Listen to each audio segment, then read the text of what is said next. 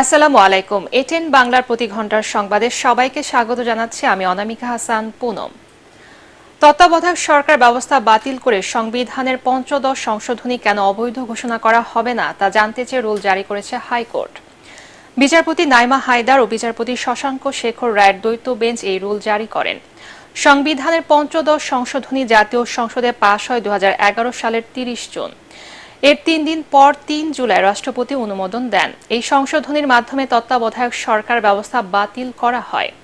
এছাড়া সংবিধানের রাষ্ট্রীয় মূলনীতি হিসেবে জাতীয়তাবাদ, সমাজতন্ত্র, গণতন্ত্র ও ধর্মনিরপেক্ষতার নীতি সংযোজন করা হয়। বাংলাদেশের স্বাধীনতা যুদ্ধের নায়ক শেখ মুজিবুর রহমানকে জাতির জনক হিসেবে স্বীকৃতি দেয়া হয় পঞ্চদশ সংশোধনীর মাধ্যমে। এছাড়া জাতীয় সংসদে মহিলাদের জন্য সংরক্ষিত আসন সংখ্যা 45 থেকে বাড়িয়ে 50 করা হয়। সংশোধনীটি উত্থাপন করেন সেই সময়ের আইনমন্ত্রী ব্যারিস্টার শফিক আহমেদ। সংসদের বিরোধী দল বিএনপি বর্জন করলেও বিলটি 291 এক ভোটে পাশ হয়।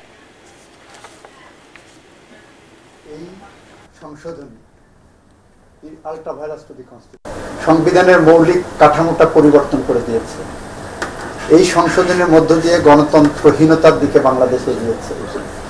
এই সংশোধনের মধ্য দিয়েই বাংলাদেশের বিচার ব্যবস্থায় এক ধরনের হস্তক্ষেপের পরিস্থিতি তৈরি হয়েছে সরকারের।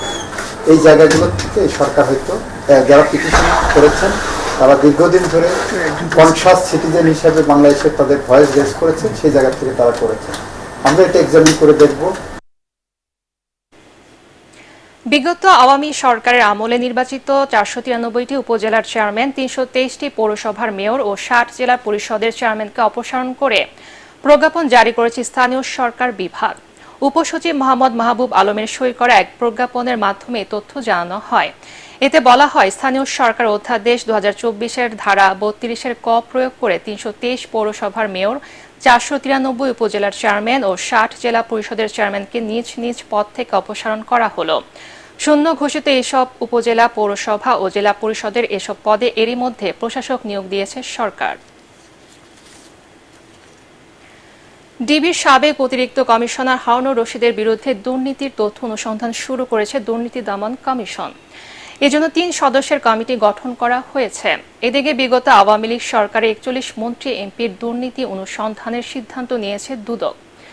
এর আগে গতকাল দুদক চেয়ারম্যানের কাছে বিগত সরকারের প্রভাবশালী 65 জন নেতার তালিকা ও অস্বাভাবিক সম্পদ বৃদ্ধির বিষয়টি উল্লেখ করে তাদের দুর্নীতি অনুসন্ধানের আবেদন করেন সুপ্রিম কোর্টের আইনজীবী ব্যারিস্টার এম সারওয়ার হোসেন।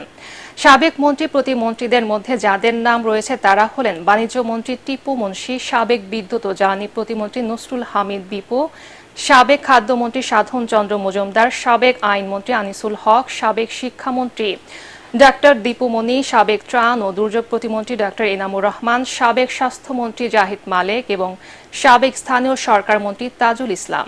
এছাড়াও জুনায়েদ আহমেদ পলক, মহিবুল হাসান চৌধুরী নওফেল, খালেদ মাহমুদ চৌধুরী, ফরিদুল হক, গোলাম দস্তগীর গাজী, ইমরান আহমদ, জাকির হোসেন, কামাল আহমেদ মজুমদার, জাহিদ আহসান রাসেল, নুরুল মজিদ মাহমুদ হুমায়ুন, শাহজাহান খান, হাসান মাহমুদ, কামরুল ইসলাম, হাসনুল হক ইনুর নামও রয়েছে।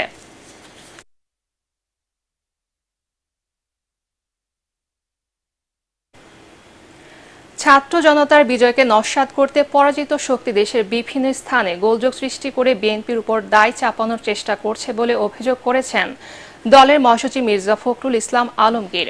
সাবেক রাষ্ট্রপতি জিয়াউর রহমানের সমাধিতে শ্রদ্ধা জানাতে এসে তিনি এসব কথা বলেন। আওয়ামী লীগের ষড়যন্ত্র সম্পর্কে নেতাকর্মীদের সতর্ক থাকার আহ্বান জানিয়ে বিএনপি মহাসচিব বলেন, সাম্য ও গণতান্ত্রিক বাংলাদেশ গড়ে তুলতে চান তারা।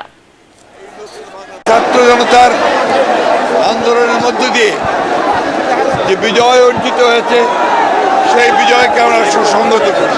কিছু সংখ্যক ব্যক্তি আজকে ছাত্র জনতার এই বিজয়কে নস্যাৎ করে দেওয়ার জন্য ষড়যন্ত্র করছে, চক্রান্ত করছে। তারা বিভিন্ন অঞ্চলে গোলযোগ সৃষ্টি করে আমাদের দলের নেতাকর্মীদের উপরে অন্যায়ভাবে আলোচনা সৃষ্টি করার চেষ্টা করছে।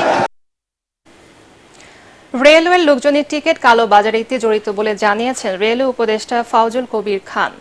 সকালে সচিবালয়ে সাংবাদিকদের তিনি এই কথা বলেন। এ সময় টিকিট কালোবাজারিদের বিরুদ্ধে ব্যবস্থা নিতে টাস্ক ফোর্স গঠনের পাশাপাশি শিডিউল অনুযায়ী ট্রেন চালানোর নির্দেশ দেন রেল উপদেষ্টা। তিনি বলেন, ভারতের সাথে ট্রেন চলাচলের অনুমতি এখনো পাওয়া যায়নি। দায়িত্বশীলতার সাথে কাজ না করতে পারলে তাকে সরিয়ে দেওয়া হবে বলেও সতর্ক করেন ফাউজুল কবির। নিজের সম্পদের হিসেব দেবেন বলেও জানান তিনি।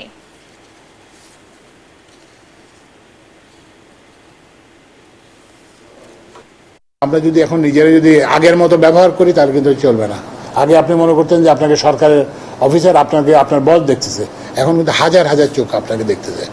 এই যে টিকিট কাউন্টারে কিন্তু এই যে ছাত্ররা দেখতেছে এবং এগুলো করবে।